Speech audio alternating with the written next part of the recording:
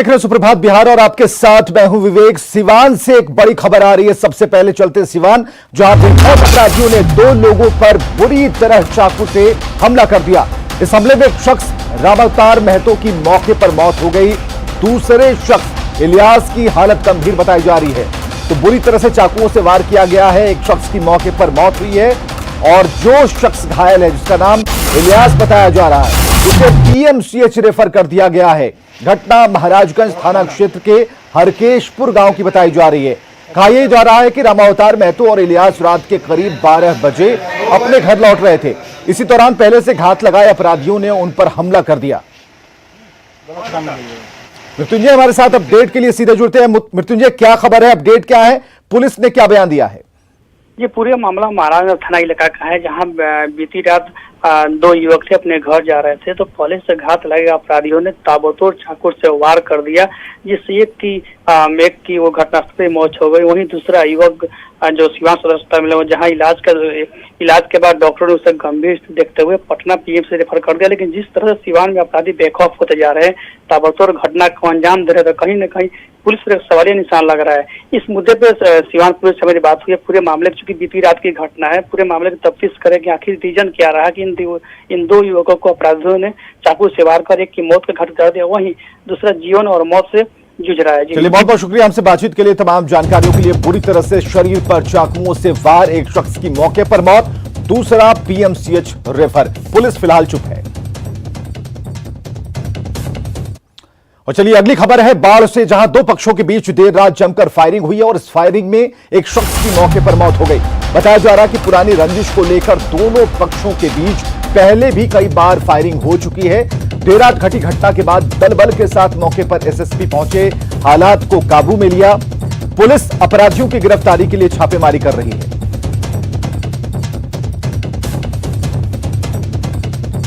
तो बाढ़ में फायरिंग, जिसमें एक की मौत हुई है, पुलिस जांच कर रही है और इस घटना के पीछे की सच को सामने लाने के लिए छापेमारी कर रही है। तो मोकामा के कधाईपुर में देर रात की घटना, इस वक्त की बड़ी खबर हम आपको बता रहे हैं। कारण यह बताया जा रहा फिलहाल कि पुरानी रंजिश थी, इसको लेकर 2 पक्षों में बात शुरू हो गई और बात मौत तक पहुंच गई।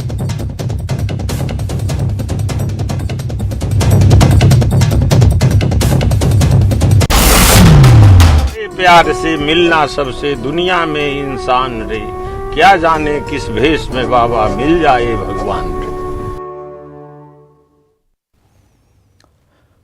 पूर्व केंद्रीय मंत्री रघुवंश प्रसाद सिंह का आज अंतिम संस्कार होगा। राजकीय सम्मान के साथ उन्हें अंतिम विदाई दी जाएगी। इस दौरान कोविड प्रोटोकॉल का पूरी तरह से पालन होगा। कुछ ही देर में पटना स्थित आवास से वैशाली के महनार स्थित पैतृक गांव उनके पार्थिव शरीर को ले जाया जाएगा, जहां उन्हें अंतिम विदाई दी जाएगी। और आपको यह बताएं कि रघुवंश सिंह का कल दिल्ली एम्स में निधन हुआ था। इसके बाद पार्थिव शरीर को पटना लाया गया, जहां पर मुख्यमंत्री नीतीश कुमार, डिप्टी सीएम सुशील कुमार मोदी, विधान परिषद के सभापति अवधेश नारायण सिंह, पूर्व मुख्यमंत्री राबड़ी देवी समेत कई विधायकों ने उन्हें श्रद्धांजलि दी।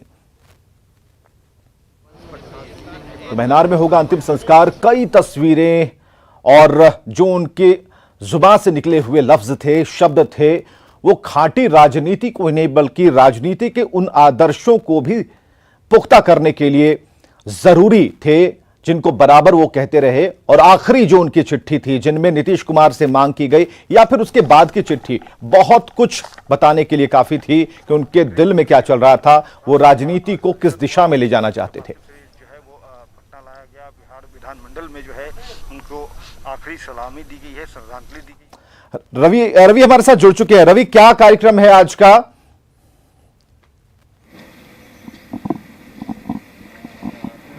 विवेक, देखिए यहाँ से अभी पूरी तैयारियां हो गई हैं। अभी से थोड़े से देर के बाद यहाँ पे जो उनका जो पार्थिव शरीर है वो यहाँ से निकलेगा और यहाँ से जेपी सेतु होते हुए जाएगा वैशाली, और वैशाली के हसनपुरा जो पैतृक घाट है वहाँ पे जाके इनका अंतिम संस्कार होगा।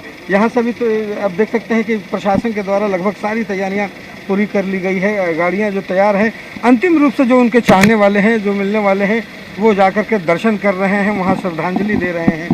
तो ये आपको तस्वीर आपको दिखा दूं विवेक। और यहाँ पे देखिए 1:30 बजे जो समय है वहाँ पे हसनपुर घाट पे, वहाँ पे जाकर के इनका अंतिम संस्कार होगा। और अभी जो भी लोग पहुँचे हैं यहाँ पे देखिए आरजेडी के एमएलसी हैं, वहाँ हाजीपुर से ही, वैशाली से सुबोध राय, वो अभी श्रद्धांजलि देने के लिए यहाँ पे पहुँचे हैं। पप्पू यादव है वो अभी थोड़ी देर पहले यहाँ पे पहुँचे थे श्रद्धांजलि देने के लिए।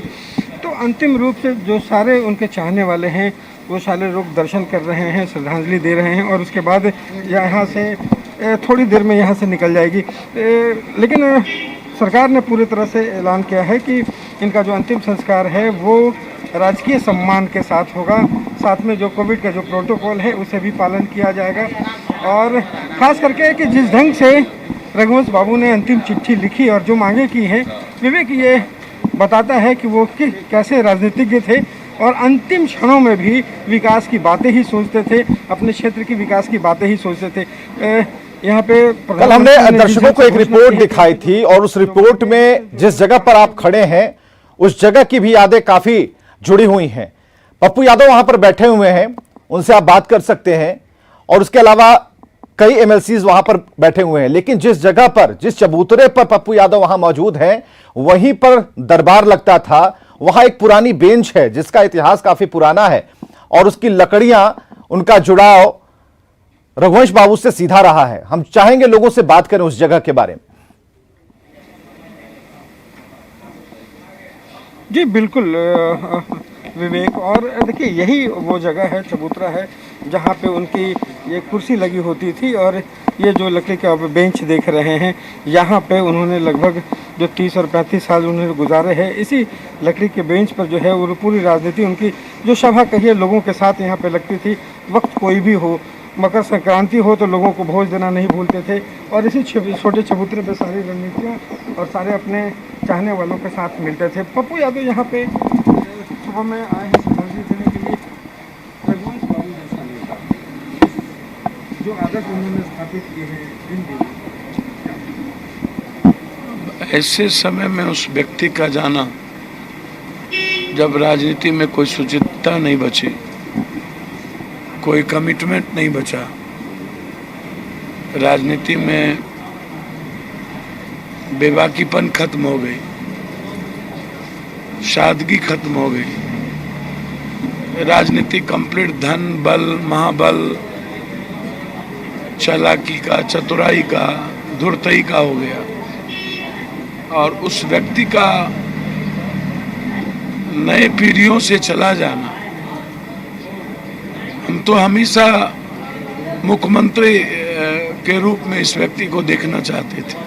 और मैं एक बार नहीं कई बार कहा भी कि रघुवंश बाबू जैसे व्यक्ति को बिहार के मुख्यमंत्री होने की आवश्यकता। हम मिल कर के भी इसी घर में आकर के मैंने कहा था कि आज समाज में ऐसे व्यक्ति की जरूरत है जो नफरत की राजनीति से, तोड़ने और बांटने की राजनीति से दूर, सिर्फ बिहार और बिहारी, सिर्फ देश के गरीबों की बात, कॉमन मैन की बात करने वाला वह व्यक्ति। हमको तो याद है ना मनरेगा का वो समय, हम बहुत लंबे समय तक लोकसभा में हमने बिताया, हम विधानसभा में बिताए। और इस महान व्यक्तित्व के प्रति जो हमारी सोच है, मैं इतना ही कह सकता हूँ कि निकट भविष्य में ऐसे व्यक्तित्व। रवि, सुबोध राय भी वहां पर मौजूद है जो एमएलसी हैं आरजेडी से। हम चाहेंगे कि ज्यादा से ज्यादा प्रतिक्रियाएं ली जा सके। जी बिल्कुल, यहाँ पे राज्यसभा के जो सांसद हैं, ये सुनील सिंह, एमएलसी जो सुनील सिंह है वो भी मौजूद है। अब तो एक युग का अंत हो गया, जो जिन्होंने पूरे रास्ता बताया कि ईमानदारी क्या होता है राजनीति में, ईमानदारी क्या होता है, निष्ठा क्या होता है, तो वो तो युग का अंत हो गया। अब इससे ज़्यादा हम कुछ बोल भी नहीं सकते हैं, बिल्कुल हम निशब्द हैं। रघुवंश बाबू को हम लोग हमेशा देखते रहे हैं इसी जगह पे, एक हमेशा न बढ़िया बड़ा कुर्ता, हमेशा बनियान में जब देखिए तो अपने ढंग से ज़िंदगी जी उन्होंने। जिए हैं उसमें एगो बात हमको कहना है, हम उनके साथे बराबर रहते थे। उनके बारे में लोग कहता है जब पद लोलुपता में इधर से उधर किए, लेकिन जब ग्रामीण विकास मंत्री के बाद जब पार्लियामेंट में वो जीते थे तो अशोक हॉल में गए थे और श्रीमती सोनिया गांधी उनको मिठाई खिलाई थी, और माननीय श्री लालू प्रसाद जी हम लोग के नेता है वो गए थे, वो राहुल जी को मिठाई खिलाए थे। और सोनिया जी बोली थी कि रघुवंश बाबू आपके नरेगा के कारण हम लोग का जीत हुआ है, और उनके लिए 6 महीना तक ग्रामीण विकास मंत्रालय खाली रखी, उपाध्यक्ष का पद दे रही थी, कहे नहीं कुछ नहीं लेंगे। वो कह रही थी आप आरजेडी में रहिएगा, लेकिन कई यादें हैं, इन यादों का बखान हो रहा है, उनसे जुड़ी हुई यादें, कुछ तस्वीरें हम आपको दिखा रहे हैं। और जो कार्यक्रम है आज का, उसके बारे में हम आपको एक बार फिर से बता दें कि पट्टा स्थित जो उनका पैतृक आवास है, वहां से उनके पार्थिव शरीर को ले जाया जाएगा वैशाली के महनार, जहां पर अंतिम संस्कार किया जाएगा, अंतिम विदाई दी जाएगी। और कल उनकी तबीयत बहुत नासाज हुई, उनका निधन हो गया। इसके बाद उनके पार्थिव शरीर को पटना लाया गया। कुछ तस्वीरें हम आपको दिखा रहे हैं, ये सीधी तस्वीरें आप देख पा रहे हैं इस वक्त, जहां लोग आ रहे हैं और उन्हें श्रद्धा सुमन अर्पित कर रहे हैं।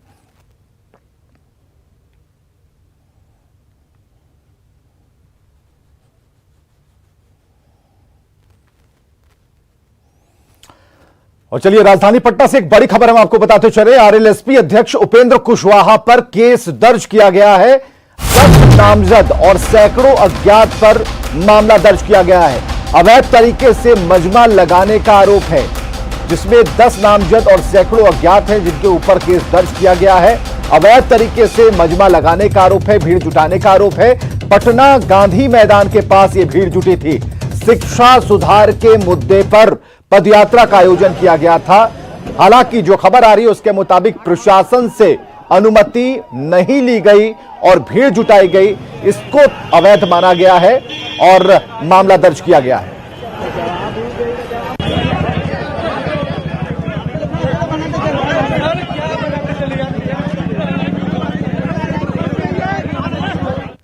विधानसभा चुनाव को लेकर अधिसूचना भले ही जारी नहीं हुई हो, लेकिन सभी राजनीतिक दल चुनावी अखाड़े के लिए ताल ठोक रहे हैं। बीजेपी ने सियासत की शतरंजी बिसात पर अभी से गोटी चलना शुरू कर दिया है। आखिर क्या है बीजेपी का भागलपुर प्रमंडल का प्लान, देखिए इस रिपोर्ट के जरिए।